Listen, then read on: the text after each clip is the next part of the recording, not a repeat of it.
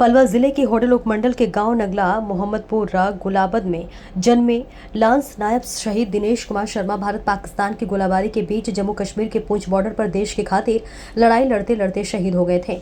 उनके शोकाकुल परिवार को 2 दिन पूर्व हरियाणा के मुख्यमंत्री नायब सिंह सैनी शहीद को श्रद्धांजलि एवं उनके परिवार को सांत्वना देने उनके गाँव नगला मोहम्मदपुर अपने दलबल के साथ पहुंचे थे। उन्होंने शासन प्रशासन की तरफ से शहीद परिवार एवं ग्रामवासियों की सहमति से जहाँ शहीद का दाह संस्कार हुआ वहीं पर चिन्हित करीब 5 कनाल ग्राम पंचायतों की जमीन में शहीदी पार्क एवं स्मारक स्थल बनाना तय माना जा रहा था।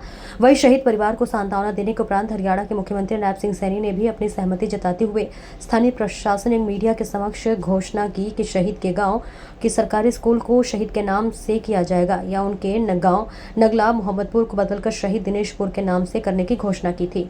उसके बावजूद श्रद्धांजलि सभा होने से पूर्व शहीद पार्क एवं स्मारक स्थल लेकर हरियाणा के मुख्यमंत्री के करीबी कहे जाने वाले शहीद गांव के ही कुछ व्यक्तियों द्वारा भारी विरोध चल रहा है। आपको बताते चले कि उसी गांव के ही सरपंच और उनके पिता तथा 1-2 उनके साथी जो कि सभी एक ही पाठक परिवार से संबंध रखते हैं, ये भाजपा के भी छुटभैया नेता बताए जाते हैं, जिनका शहीद परिवार के बीच ठीक तरह से तालमेल न होने के कारण आजकल वे शहीद परिवार की अनदेखी कर मीडिया एवं शासन प्रशासन को अपने मन मुताबिक गुमराह करने की अपनी राजनीति चमकाते हुए अपने आप को भाजपा के कद्दावर नेता एवं गाँव का सरपंच होने के नाते हरियाणा के मुख्यमंत्री को अपने करीबी बताते हुए शहीद परिवार के ऐलानिया धमकियां देने के बाज नहीं आ रहे। वही जब हमारे चैनल की तरफ से शहीद परिवार को सांत्वना देने टीम पहुंची तो शहीद के पिता दयाचंद शर्मा और उनके परिजन उक्त लोगों के षड्यंत्र और डर से इस तरह से सहमे हुए हैं कि वे बोलने से पूर्व अपनी अपनी आंखों में आंसू भरकर दुखी मन और भारी करते हुए आंसू भर लाते और बार बार यही कहते कि गाँव का सरपंच, उनके पिता और उनके पिता के अन्य 1-2 मित्र जो कि एक पाठक परिवार से संबंधित रखते हैं, वे अपनी ऊंची पहुंच बताकर हमें ऐसी हालत में नाजायज तरीके से परेशान करने में लगे हुए हैं। तो वही जब हमारी मीडिया टीम ने फोन पर संपर्क साधा तो फोन नहीं उठाया और उनके घर गए तो पता करवाया कि कुछ भी बोलने से इनकार कर दिया है। वही शहीद का परिवार, पीड़ित परिवार शासन प्रशासन से न्याय की उम्मीद टकटकी लगाए हुए नजर आ रहा है। आइए सच्चाई जानते हैं कि हकीकत क्या है। रूबरू कराते हैं शहीद के पिता एवं उनके परिजनों तथा ग्राम वासियों से जो हरियाणा के मुख्यमंत्री और शासन प्रशासन एवं मीडिया के न्याय की गुहार लगा रहे हैं। अब देखना यह है कि शहीद पीड़ित परिवार को न्याय मिल पाता है या नहीं। जी, आपका नाम? मेरा नाम दयाचंद है। आप दिनेश कुमार शर्मा जी के क्या लगते हैं? मैं उसका पिताजी लगता हूँ। जी, क्या कहना चाहोगे आप? मैं ये कहना चाहूँ कि कल सीएम साहब आए थे जी, और हमने जो मांग मांगी थी वो मांग हमें सीएम साहब ने वो किया था। कही थी कि हम आपकी मांग जो है, मैंने कोई ऐसी मांग भारी नहीं मांगी। जो मेरे बच्चे का जहाँ संस्कार हुआ था लास्ट, तो मैंने उसके बारे में मांग मांगी। वह 18 बिस्से खेत था जी और उसमें टच था जी। वो टच सीएम साहब बात को कह गए और इनके चोटी वाले हेमदत्त साहब ने वो बात में अड़चन घेर दी और छाती में हाथ मारा कि मैं इसे जिंदगी में नहीं दे दूँगा। कौन है हेमदत्त? हेमदत्त पाठक है जी, हमारे गांव वाला जी।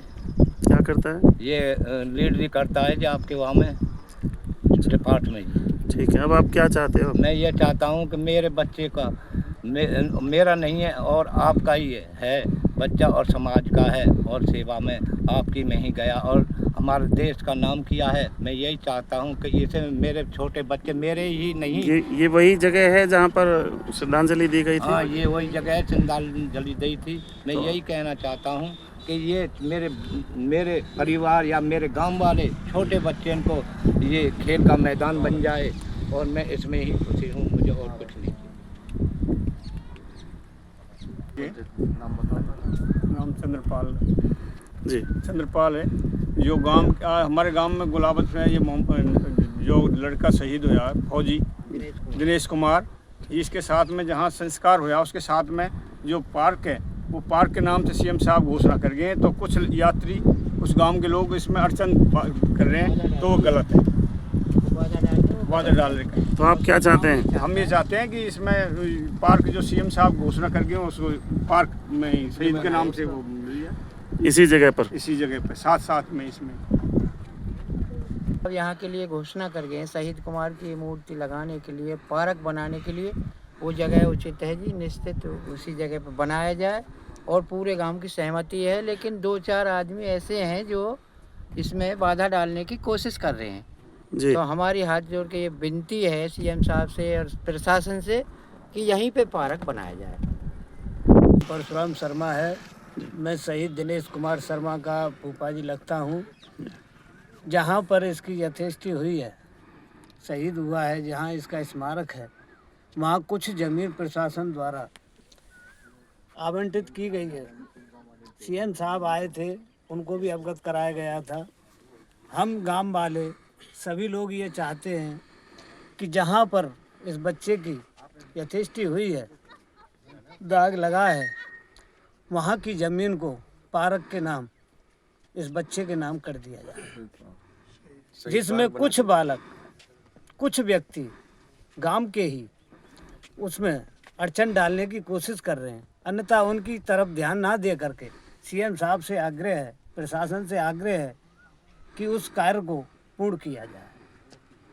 मैं केसरदेव शर्मा बोल रहा हूँ। दिनेश शहीद शर्मा का चाचा लगता हूँ, जिसमें ये 3 भाई, 2 अग्निवीर हैं। दिनेश शर्मा अपने टाइम पूरे 17 साल के लिए थे। होने के बावजूद मेरे भी खुद बच्चे, एक एएमसी और एक ईएमई में है इस टाइम। होने के बावजूद दूसरा मेरे भाई का तीसरा कैलाश शर्मा के नाम से वे भी आज आर्मी में कार्यरत है। 6 बच्चे हमारे आर्मी के अंदर कार्यरत हैं। जो सीएम साहब ने यहाँ शहीद की श्रद्धांजलि देते हुए बोला कि अपने आदेश के अनुसार 5 कनाल कुछ ज़मीन है, इसे शहीद के नाम से, शहीद स्मारक के नाम से दी जाए। कुछ लोग 1-2 गांव के ऐसे बंदे हैं, चुनौती देते हुए इसे लड़ाई व संघर्ष में बदलना चाहते हैं। जबकि जिस परिवार ने शहीद दे दिया, परिवारों के नाम दे दिए, कुर्बानी दे दी, देने के बावजूद ये है जी, इसे गांव का भी नाम दिनेश शहीद, दिनेशपुर के नाम से शहीद लिखने का वादा किया है सीएम साहब ने। तो इसमें कुछ पार्टी फ्रैक्शनबाजी लोग बाग दिखा रहे हैं। 1-2 ही बंदे हैं, बाकी पूरा गांव एक नीति, एक प्रसार, एक हिसाब में चलने वाला है।